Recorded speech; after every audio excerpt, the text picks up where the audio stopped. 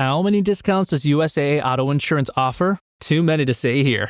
Multi-vehicle discount, safe driver discount, new vehicle discount, storage discount, legacy. How many discounts will you stack up? Visit USAA.com/auto discounts. Restrictions apply. Hey, it's Paris. You know I love sparkly things, right? Like stars. Duh. And thanks to Hilton and Auto Camp, I just slept under them. Picture me, serving looks by the fire outside my luxurious Airstream, making s'mores with the kids, while a national park is our backdrop.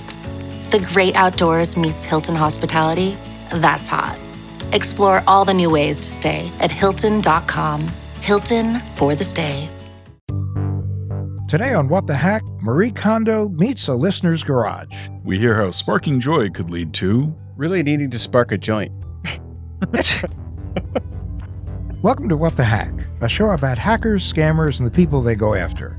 I'm Adam Levin. I'm Beau Friedlander. And I'm Travis Taylor.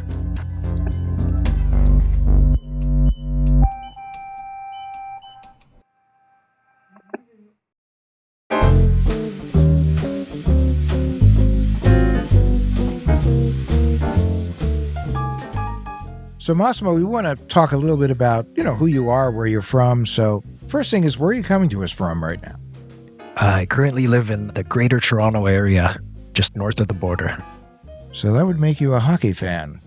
A hockey fan, hockey player, enthusiast all the way around. Maple Leafs fan, Canadiens fan? Long-suffering Maple Leafs fan, unfortunately.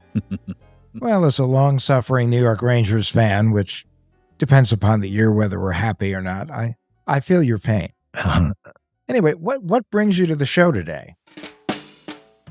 I'll tell you what, I moved earlier this year. It was a 4-bedroom house, moved into another 4-bedroom house, and it was a very large ordeal. So I decided to, lighten the load a little bit and get rid of a lot of junk that I just don't need. So, a lot of our stuff, rims, winter tires, things like that, and grills, exercise equipment.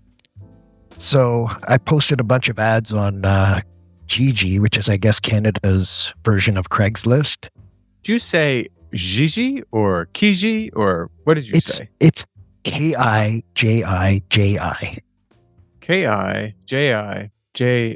Kijiji. Yeah. So it's sort of like Kmart meets a cute French girl. That's basically.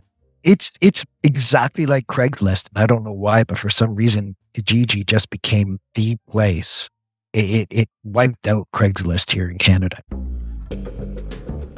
I decided to also, advertise on Facebook Marketplace as well, because there's a lot more activity on that platform these days. As someone who's never actually used Facebook Marketplace, I'm a little in the dark here. Can you walk us through the process of it? Yeah, well, it's very similar. It's like free, basically, and what you do is you just post your item.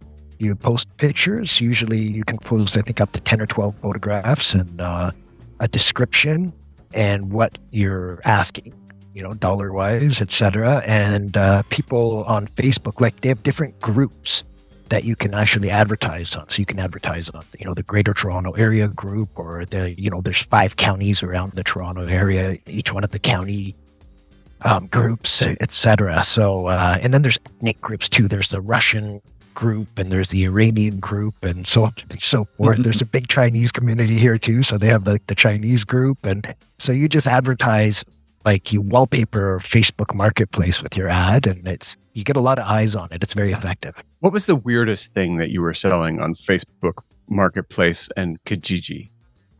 I have 2 trucks, and I had a bunch of extra tires and rims, like winter tires on rims. And I also have a propane grill and a gas grill that connects directly to the house, and a charcoal grill. So I didn't need all 3. So I was getting rid of the gas grill. And just like I said, things like that, big stuff, big bulky stuff that just takes up a lot of room and is very heavy and you don't want to move. So you were selling rims, tires, and some grills, one grill. And what's the price range of these things? Where are we in price range? Well, north of $500. Some of the rims are $2,000. Okay. So they're not Adam? small ticket, but they're not huge, big ticket items either. Well, we want you to know that you are speaking to one of the cognoscenti of online marketplace denizenry, Mr. Beau Friedlander, who is our representative to sell all things online. That is, I have had some pretty incredible experiences, many of them negative, selling things through everywhere from eBay to Craigslist to Facebook. But Facebook Marketplace is really good for one thing, and that is giving things away. If you just want to get rid of stuff and you say free, oh man. And you know what else is really great about it, Massimo? Is you meet the funniest people. The ones that come for the free stuff, they're the good ones. They're hilarious. Beau tried to give me away for free on Facebook Marketplace, but unfortunately, nobody was interested. Oh no, they didn't pass the sniff test, but I got a lot of offers out of them. None of them seemed like they were very safe. Oh, well, thank you for protecting me. No, but I've been selling a 1974 Ford Country Squire that someone gave to me. They didn't want it anymore. And I didn't really understand what was going on until I tried to sell it. Oh my gosh. It's been online for people come, they kick the tires, they smear a pancake on the windshield, they leave.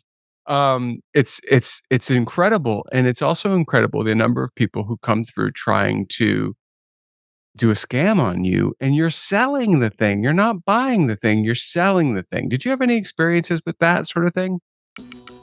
Well, with the grill in particular, I had a really interesting experience with a woman who approached me, and it was really interesting. She contacted me. She was interested in the gas grill that I was selling, and it was really straightforward and a little too easy. She said, I want it.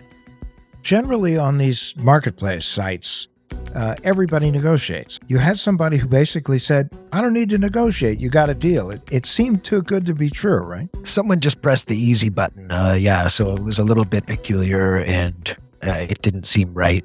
I just decided to see where this was going. So she then continued and said she was busy. She would send the courier. They'd come to my home, but she explained that they would come that day at 3 p.m. And then she proceeded to tell me that she needed my name, first and last, okay, my address, the city I live in, the postal code, so zip code basically, the price, and my email. And also the time of passage, whatever that meant.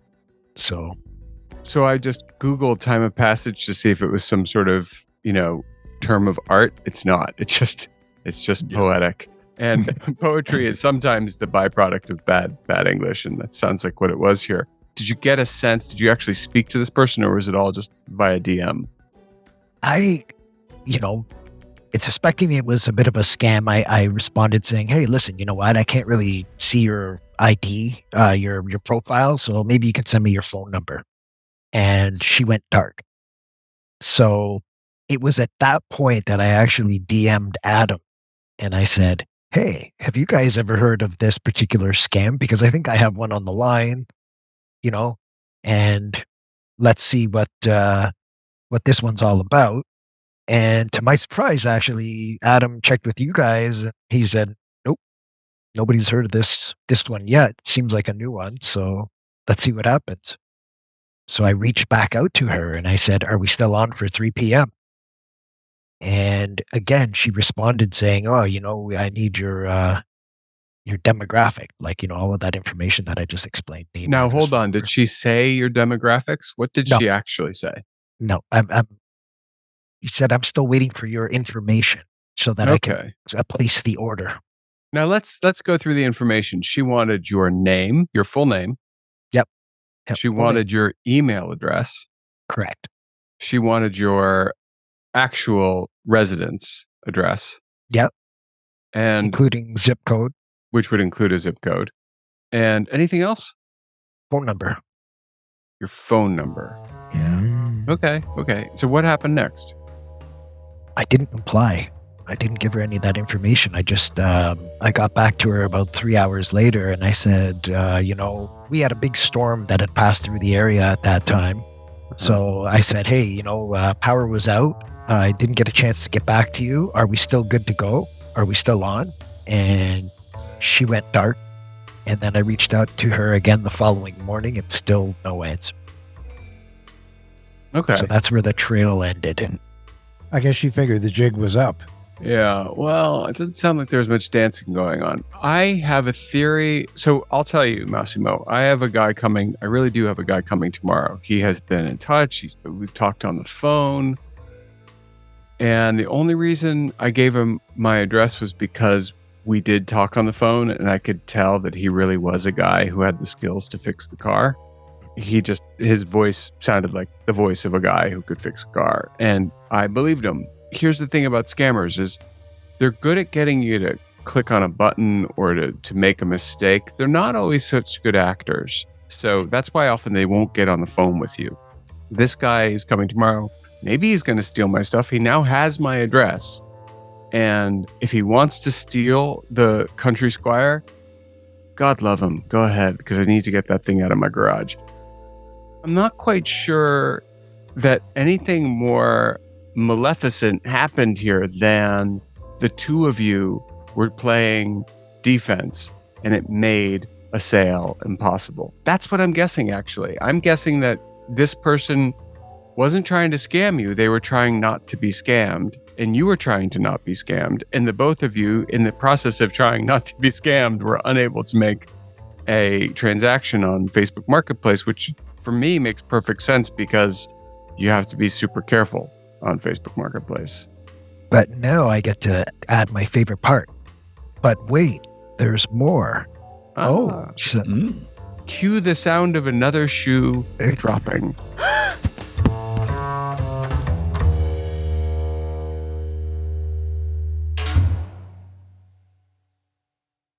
With a major selection of the looks your kiddos love, starting at just $4 in the Walmart app, a new school year means a stylish new them. Who knew? Find skater skirts and Crocs that say, I'm casual but cool. Sparkly sneakers that say, it's my classroom, you're just learning in it.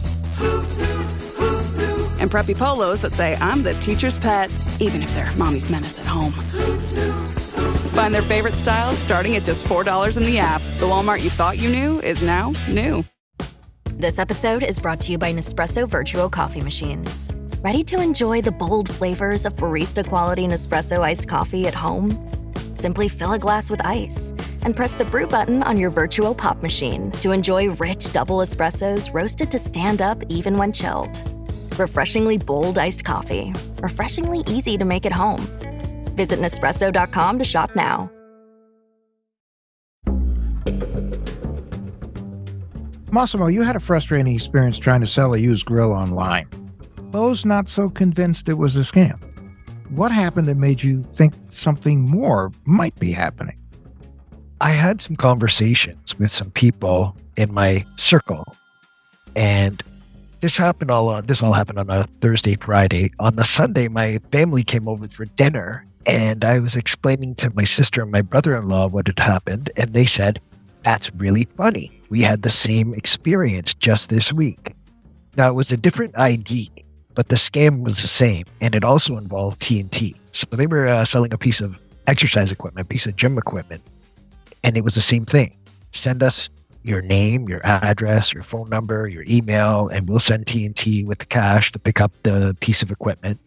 And my sister, I think she smelled a rat, basically, and she reached out to my nephew, who's a really smart kid, and he's like, no, this is a scam for sure. Don't send them any of your information. And so they actually had screen grabs from the conversation, on their phone, and they showed me, and it was identical.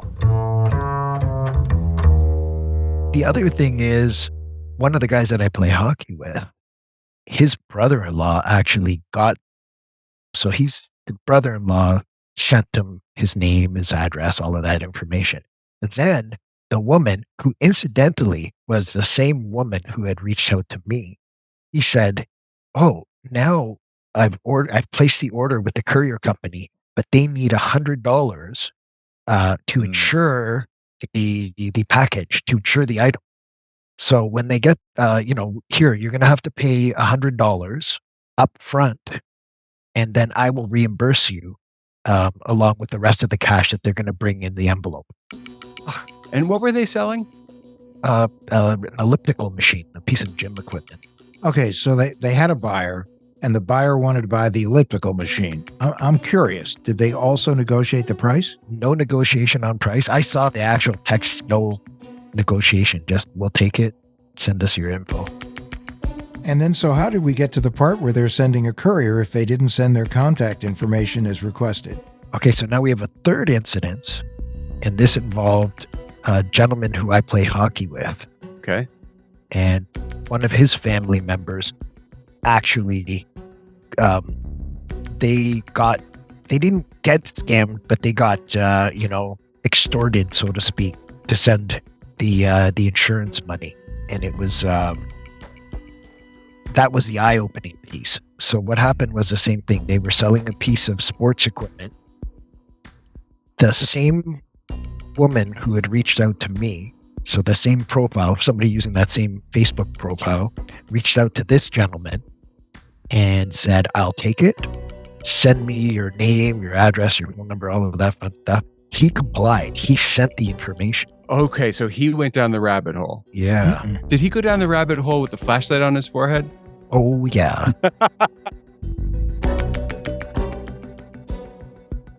In what form was she, assuming this was actually a she you were dealing with, in what form was she requesting the money? So that was going to be done through PayPal. All right, so your friend has said, great, you're going to buy my thing. Did he share his contact info the way he was requested? He shared his contact info the way he was requested. And it was his contact info? Yep, his home address, all of that. Now, is this a guy who likes to throw his gloves off and beat the crap out of people in the ring? He's a goalie, so he basically likes to have, galvanized rubber flying at his head at 100 miles an hour.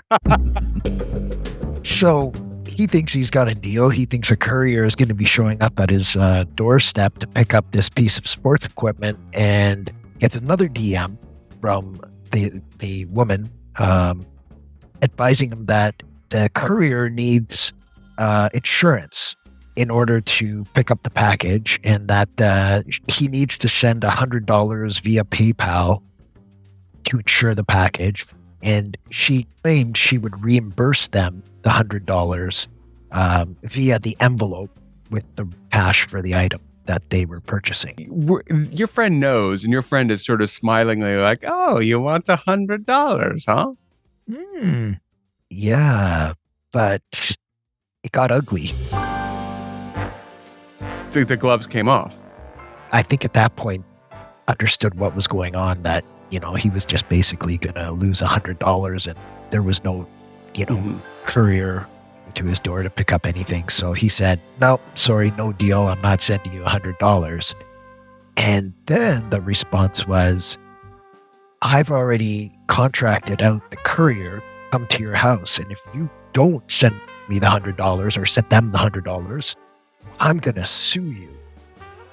Oh, wow. So we're talking to a 4-year-old. So, first we had the carrot, now we have the stick. Well, Right. but it's also clearly a person who doesn't understand jurisprudence very well, because it's very, very foolhardy to think you can sue somebody for $100, and if someone's going to buy it, yeah. Yeah, well, people are afraid, like, now you have my name, you have my address, you know where I live. It's like, maybe I'm better off just paying the $100 and, not having to worry about it. But then what's next? What's next is you capture a blue heron or some other wading bird, put it in a burlap sack with enough food to keep it alive, and you send it to them. So when they open it up, it's really pissed off, and they have big beaks and it hurts. I don't know what you do, Massimo. I think that you're screwed. Yeah, A condor. You send them a condor. That'll do it.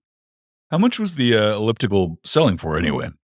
They were looking for $500, and yeah, they weren't going to get it. But But that's Travis, right. your $500 thing doesn't work in Canada because it might not be the same law. I know.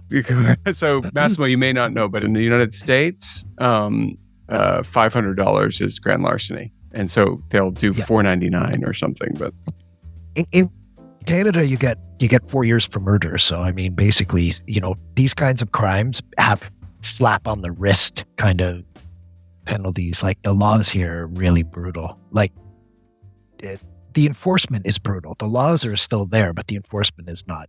where did we end up? So did he decide to give the $100 to see what happened, or did he leave it there? He just blocked her and walked away, figuring, you know what, it's a scam, and, let them come and get me if they want to. Yeah, the most that ever happened. So Massimo, I'm so glad to hear this story, because as Adam, why don't you actually tell Massimo why I'm so glad to hear this story? Well, Beau, first of all, loves scamming scammers. Yeah, I do.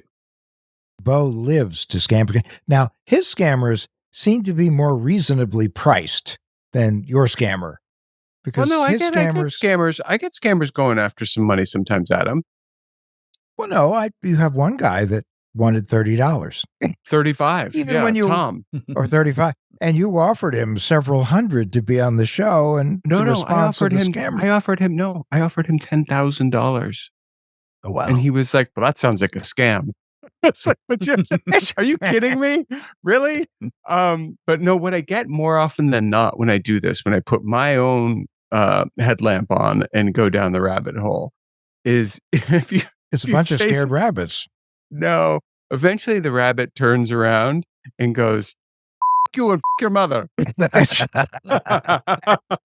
And then you're like, "What?" And they're like, "Yeah, you heard me. F you. Don't you have anything better to do?" And I was like, "Don't you have anything better to do?" You're trying to scam me? Oh, but they obviously, you can see they operate based on a very closely scripted conversation.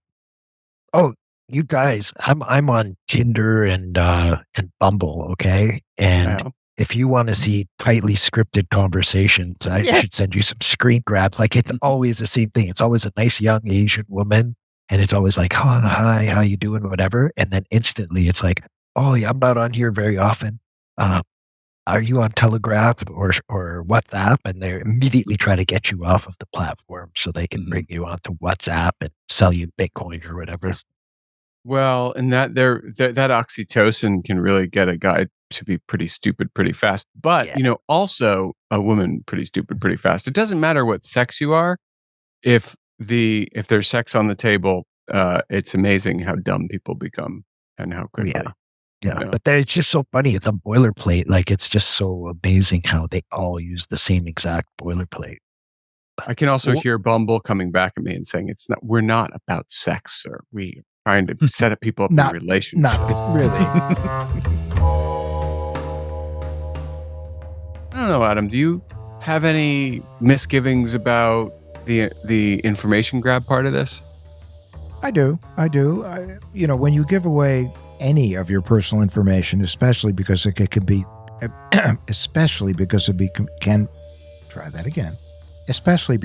be combined with information that you already have through purchases on the dark web, or you've gotten through data breach disclosures. All of that together creates a mosaic. And every one of those bits of information is a tile that goes into that mosaic. The more they get, the clearer the mosaic, the more they can represent themselves as being you. And of course, Canada has one specific twist that we don't have in the US, and that is, in the US, you can freeze your credit. In Canada, except for one province, you can't freeze your credit. Yeah, just bane of my existence, to be honest with you. It's like, I was going to ask you the same question. Like, how do we do what you've done in the States to change the rules here so that we can freeze our credit? Because, like, it's brutal that we can't. I mean, it's almost a crime right there.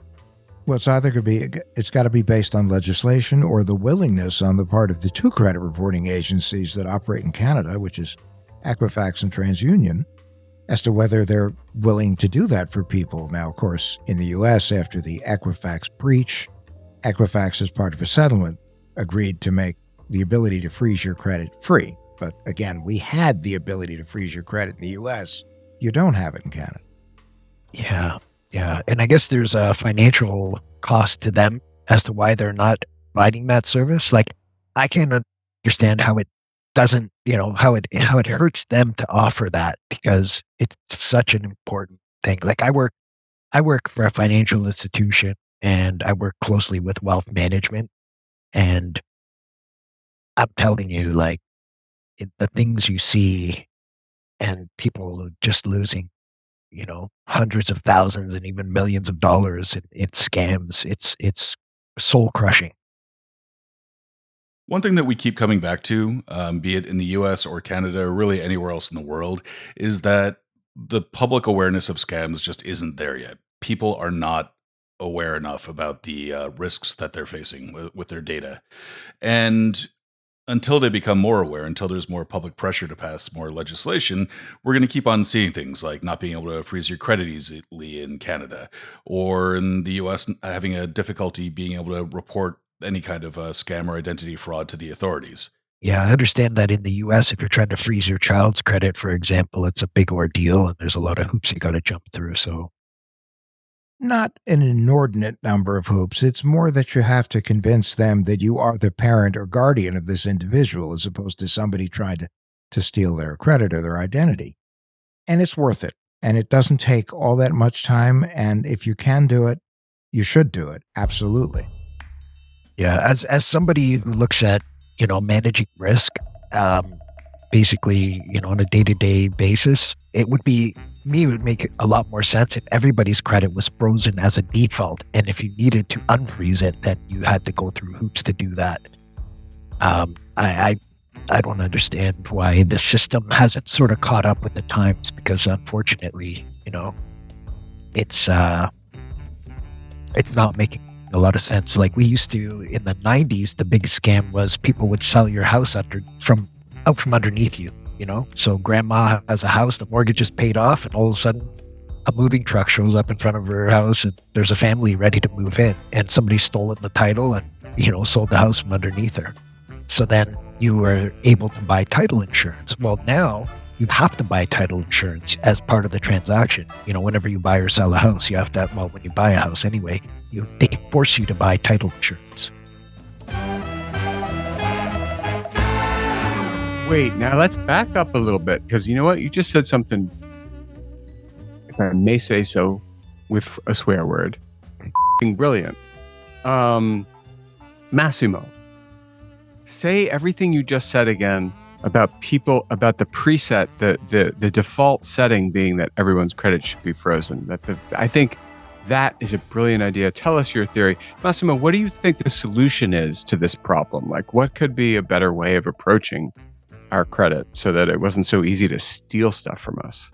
Well, because it's 2023 and not 1923, I think it's we should look at credit a little differently. And, the default should be that everybody's credit is frozen, so that when you need to use your credit or you need to, transact, you then log in and unfreeze your credit. But making, consumers, people, individuals, children who don't even really have credit yet, leaving their credit wide open so that they can be victimized is the biggest crime of all. I think it should be the other way around. Amazing. Wow, so I think that you should run for commissioner of something up there in Toronto.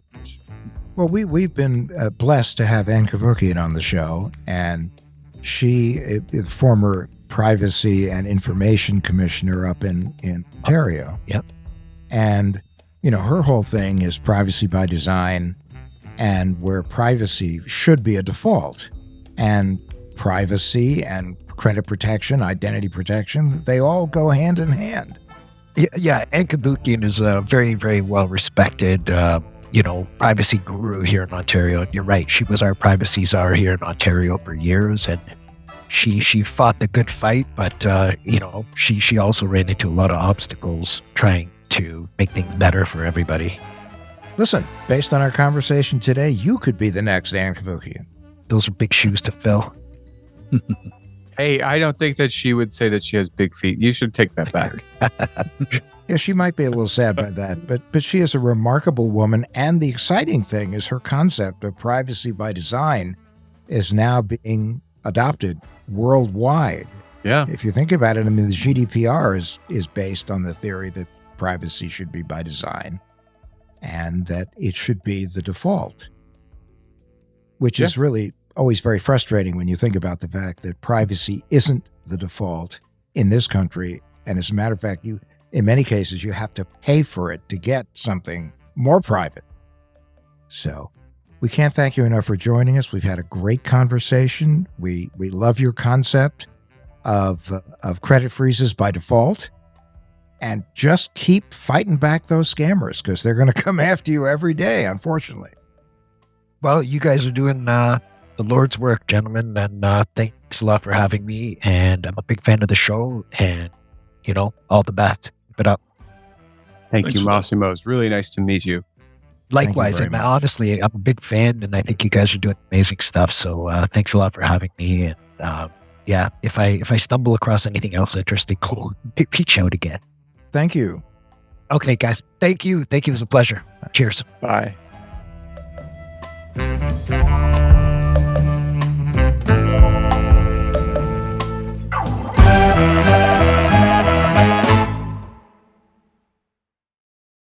This episode is sponsored by Friskies, who would like to tell your cats hi. Now, if that didn't get your cat's attention, there is one thing that always does the trick. Just pour some Friskies crunchy food in the bowl and you'll hear those paws come running. Works every time. With so many Friskies choices, you can always bring your cats running from their secret napping spots. There's always more to explore. See for yourself at friskies.com or visit your local store. Hey, this is Bill Simmons from the Bill Simmons Podcast, here to help you make the most of your summer with Michelob Ultra, a superior light beer worth playing for. Play for it with the guys when you're competing to see who can sink more birdies on the golf course, because winning tastes even better with Ultra on the line. Play for Ultra. Fill your fridge with Michelob Ultra this summer. Enjoy responsibly. Copyright 2025 Anheuser-Busch Michelob Ultra Light Beer, St. Louis, Missouri. Massimo's story really does highlight some of the dangers of selling stuff online. So I figure that'll make a good tinfoil swan. Are you saying it's time for our tinfoil swan? Our paranoid takeaway to help keep you safe on and offline. I'm not comfortable with this, guys. We're not doing it the way we usually do it, but okay, fine. So what is the topic today? I guess it's like staying safe when you're buying stuff from Facebook Marketplace and other places like it. And selling stuff. Which Beau happens to be the world expert on things such as this. I have sold stuff. I have been scammed. And the thing is, there's sort of like the scam light, L-I-T-E, that happens too. So, Beau, what's your definition of a scam light? Well, scam light means that they may not actually be intending to scam you, but they're scamming you nonetheless. So I had a guy buy a very fancy water filter from Guinevere that she no longer wanted to use because it had plastic in it. She didn't want plastic and blah, blah, blah. Anyway, we're getting rid of it. And I packed it up, and I didn't pack it up perfectly, but I packed it up well enough, and it got there, and there was some water in the box because I hadn't drained it entirely. Well, the guy then decided he was going to try and put it together, and he did it wrong. And when he did it wrong, he broke it. Oh. Instead of copping to the fact that he broke it, you break it, you own it. He said, it was wet when it came here, it was broken. It was wet when it got there. That was my bad. The part that was his bad was that he broke it. So what ended up happening was I was out $1,000 because he said it came broken, which it didn't. He was patently lying. The way that it was broken, it could not break that way unless it was assembled and then ripped apart. In other words, he put it together, thought he did it wrong, didn't know how to get it apart again, and broke it. Well, the question is, were you really out $1,000 since your beloved wanted it out of the house and you did try to sell it? Technically... No. So, all right, I wasn't out $1,000. Fair enough. But it was like Thomas, the lottery guy, giving away his fortune. I was out $60, $70 because I was out the insurance, I was out the shipping, I was out the transaction money that eBay got. So I was out some money. And I think actually it was around $100 that we were out on that one. And I was not happy about it.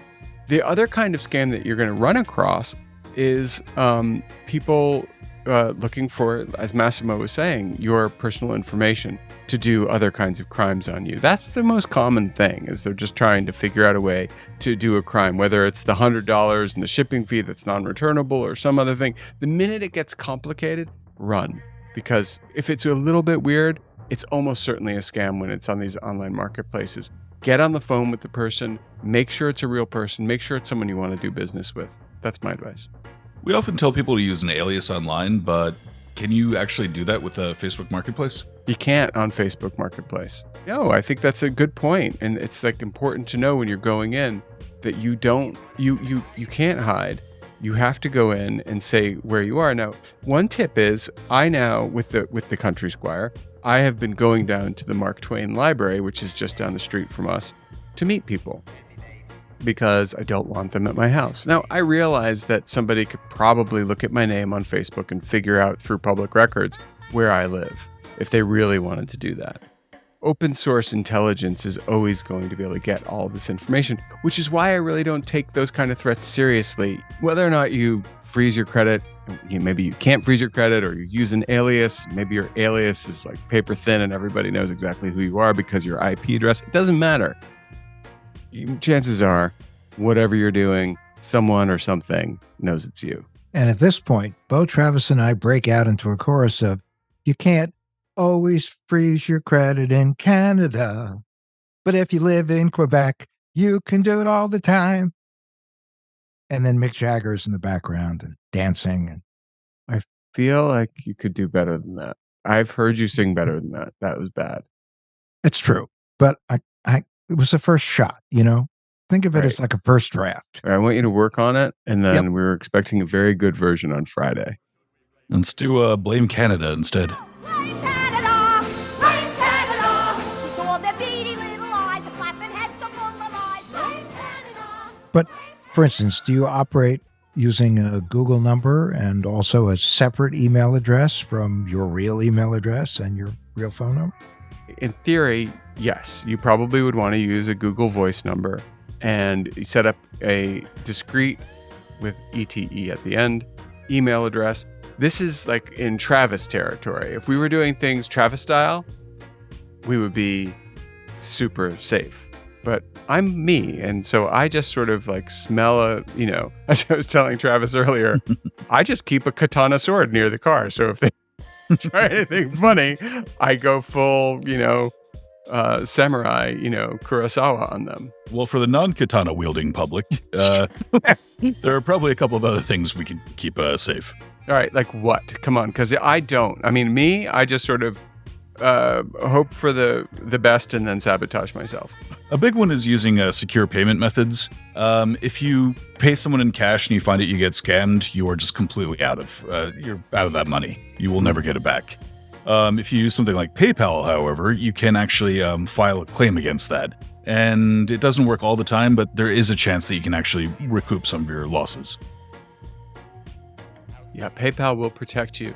I'm cash only. I am here's your letter that says I'm selling you this thing as is. You give me the cash, you leave. We both sign it. That is, for me, the most ironclad way of doing business in these forums is you don't accept payment via any kind of app. You take cash only. And so as the buyer, it's perfectly fine too. Another thing to consider, most people take a photo of the thing they're trying to sell with their phone. And they have to be very careful because these photos contain geotags. That's right. Most of the time, any picture you take is going to have something called metadata in it, which will contain the GPS coordinates of where it was that you were taking that picture. And it's pretty easy to strip that information out. And if you do so, it's a great way to protect your privacy. If you're using Windows, you can just right-click on the photo where it says Properties. You just remove that. You can remove that information. If you're using an Android phone or tablet, same thing. You just open the picture before you post it online. Click Edit, and then remove your location. It's similar on iOS and Mac, but it follows most of the same beats. And it's something where it sounds paranoid, but at the same time, it's a great way just to make sure that you're not giving out any more information than you're intending to. You certainly don't want to create the equivalent of a beacon that would draw people to you.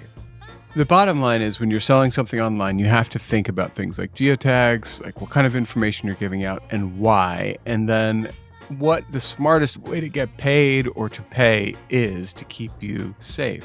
So if you're buying, the best way is through some way you can suck the money back. If you're selling, the best way is cash. So may the best person win. Or to quote Shakespeare, that's our tinfoil swamp.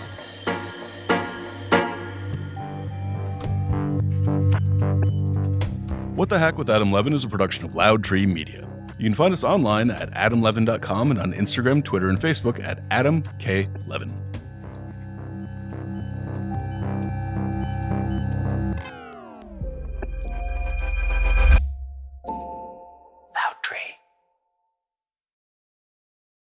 Behind every great meal is a person with a story to tell. Hear them on Culinary Characters Unlocked, the podcast that reveals the lives behind the food. Hosted by me, David Page, Emmy Award-winning journalist and creator of Diners, Drive-Ins, and Dives, as I talk with everyone from culinary legends to mom-and-pop standouts about the creativity, grit, and passion that shape the food we love. Follow Culinary Characters Unlocked on Apple Podcasts, Spotify, or wherever you get your podcasts. Behind every empire are the people history tried to forget.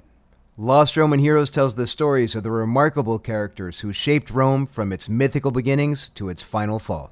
Each episode blends armchair storytelling, sharp historical insight, and a bit of humor to bring these lost figures to life. From generals to scientists, from rebels to empresses, from priests to politicians, these lost Roman heroes have one thing in common. They stood up for civilization when the bad guys threatened, and in doing so, they changed the course of human history. If you're into history that's vivid, surprising, and deeply human, this show's for you.